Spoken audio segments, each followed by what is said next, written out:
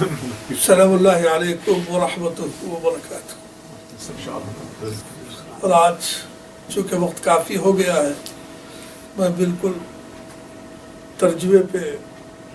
اکتفا کروں گا۔ ابھی صاحبزادہ بلند اقبال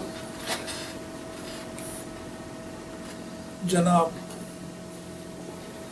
سید عمر قادری نے سورہ فاتحہ کو سنایا،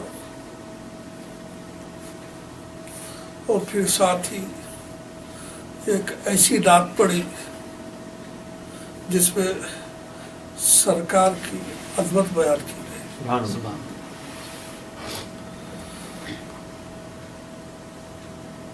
تو اس کو بھی سورہ فاتحہ سے مناسبت ہے۔ سبحان اللہ۔ تو ماشاءاللہ پھر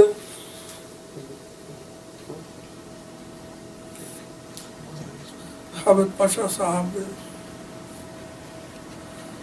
سورہ فاتحہ کے سلسلے میں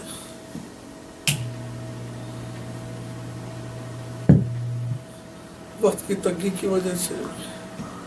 مختصر معلومات پیش کیے، اور آمین تک انہوں نے جو کہنا تھا کہہ دیا۔ اس وقت ریکارڈ نہیں کیا گیا۔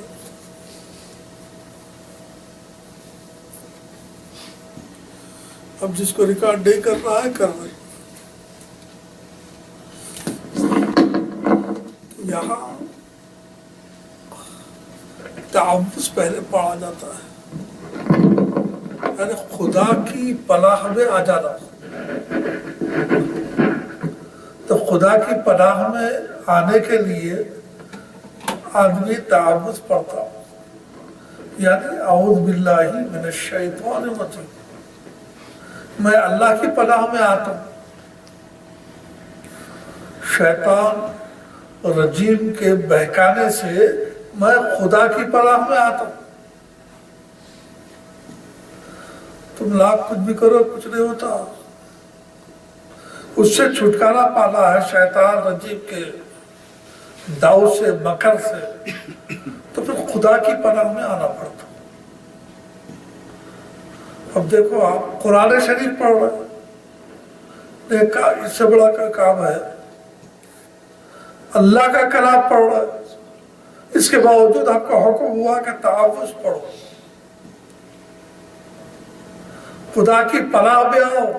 ارے قرآن پڑھتے ہوئے بھی شیطان آپ کو غلط راہ پہ ڈال سکتا ہے۔ تو آپ نے اللہ کی بارگاہ میں پہلے عرض کیا اعوذ باللہ من الشیطان الرجیم،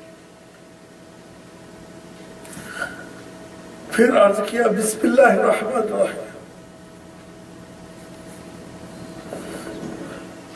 یہاں جو بے ہے یہ ابدو کے معنی ہے، ابدو میں بسم اللہ، میں شروع کرتا ہوں۔ اس آیت تراجم میں آپ دیکھیں گے کہ یہ لکھا ہوتا ہے میں شروع کرتا ہوں میں، لیکن اعلیٰ حضرت نے جب دیکھا کہ اس کا معنی شروع کرتا ہوں ہے، تو بہتر یہ ہے یا بسم اللہ آیا پہلے، تو ویسے اللہ سے شروع کیا، اللہ کے نام سے شروع۔ سبحان اللہ، سبحان اللہ، سبحان اللہ۔ تو شروع اللہ کے نام سے ہوا، اور ایسا ترجمہ کہیں اور آپ کو دیکھنے میں نہیں ملے گا۔ سبحان اللہ۔ اسی لیے علماء کرام نے بتایا کہ دیکھو اعلیٰ حضرت کا ترجمہ کنز الایمان یہ پڑھو، اس میں ادب و احترام بھی کوٹ کوٹ کر بھرا ہوا ہے کہ کہاں کس جگہ کیا ترجمہ مناسب ترین ہے، کہاں کس جگہ مناسب ترین ترجمہ ہے وہ بولنا۔ جیسے محترم ناظر پشا صاحب نے بتایا کہ طارق جمیل نے کہا لِيَغْفِرَ لَكَ اللَّهُ مَا تَقَدَّمَ مِنْ ذَنْبِكَ وَمَا تَأَخَّرَ، کہ اللہ تبارک و تعالیٰ تاکہ تمہاری مغفرت فرما دے، تمہاری بخشش کر دے، جو کچھ کے پہنا ہوا پہلے ہوئے خلاف اولا کا گناہ تو کچھ نہیں ہوا، خلاف اولا کا جو کچھ بھی ہوا پہلے اور بعد میں جو ہوا، لیکن اس نے گناہ کا ترجمہ کیا تو سرکار سے گناہ کو سے سرزد ہو۔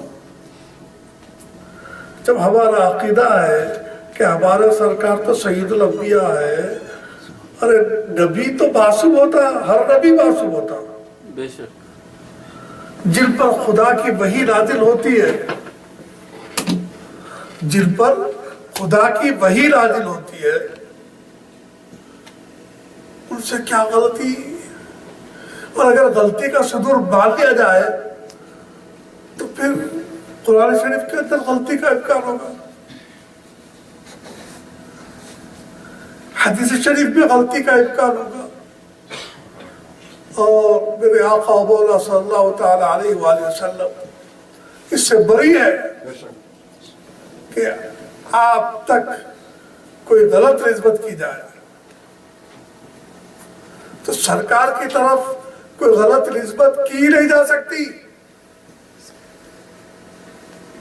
کہ آپ غلط ترجمہ نہیں کریں گے، آپ سے گناہ ہوتا، آپ سے گناہ ہوا تو قرآن غلط ہو جائے گا، ہو سکتا نا پھر قرآن میں غلطی، پھر حدیث شریف کو بھی ہم بولتے ہیں صحیح ہے، اس کے الفاظ قرآن کے نہیں ہے، لیکن یہ بھی وہی ہے کہ القاء ہوئی باتیں اللہ کی طرف سے، گو زبان لہجہ گفتگو میرے سرکار کی زبان میں ہے، لیکن القاء تو خدا کی طرف سے ہے، حدیث پاک میں تو حدیث بھی خدا کی طرف سے ہے، قرآن بھی خدا کی طرف، اور قرآن الفاظ بھی خدا کی طرف سے، معانی بھی قرآن کی طرف سے، تو قرآن کے وہ معانی جو سرکار نے بیان کیے وہ اس سب پہ صحیح ہے تفسیر، اور حدیث پاک میں جو ہے، تو یہاں پہلے تعوذ پڑھنا، اور یہ بھی معلوم ہوگا مقدس کتاب پڑھے تو بھی شیطان دھوکہ دے سکتا، بس اس کے حوالے، اور کوئی وسوسہ آئے تو وسوسہ نکالنے کی فکر نہیں کر رہا، دل میں کوئی وسوسہ آیا، کوئی غلط بات آئی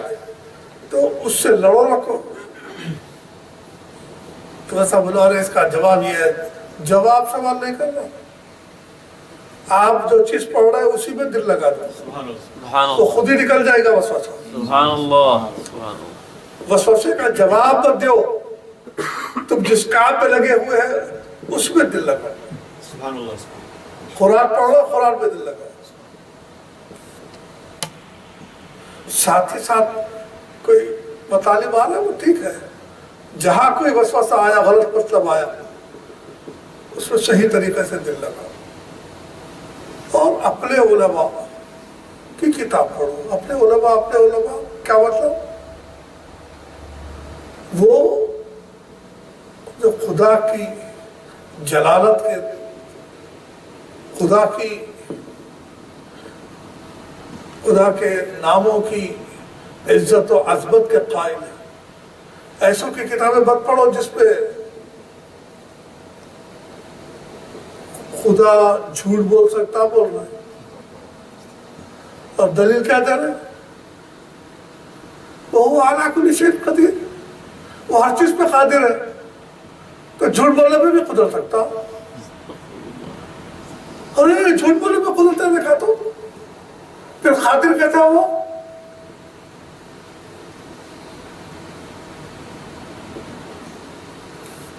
روزے کے دنوں میں کھانا پانی تلاجے میں رکھا ہوا ہے، آپ نہیں کھولتے، کوئی بھی نہیں ہے گھر میں، جیسے آپ ہیں، تلاجے میں رکھا ہوا ہے، کھول دیتا کھائے تو کنٹرول رہتا عورت۔ لیکن یہ مثال خدا کے لیے نہیں دینا، خدا کے لیے یہ ہے کہ ایسا کھانا عیب ہے نہیں ہے، جھوٹ بولنا عیب ہے نہیں ہے، بول عیب ہے نا، برائی ہے نا، جی بالکل، اور جب برائی ہے تو برائی میں یہ طاقت نہیں ہے کہ خدا کی صفت بن سکے۔ اللہ اکبر، سمجھ کیا بولا؟ خدا میں، خدا کی صفات میں شامل ہو سکے برائی میں یہ طاقت نہیں ہے۔ سبحان اللہ، تم بول رہے ہیں خدا میں طاقت نہیں ہے، ارے برائی میں طاقت نہیں ہے کہ خدا کی صفت بن سکے۔ سبحان اللہ، پاک ہے نا، وہ تو سبحان ہے، اس کا نام نہیں ہے تو زبان پاک ہو جاتا ہے۔ سبحان اللہ،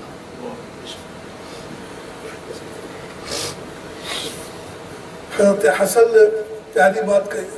کہا دیکھو لا الہ الا اللہ محمد رسول اللہ بولتے نا تو لا الہ الا اللہ بولے بعد زبان پاک ہو جاتی،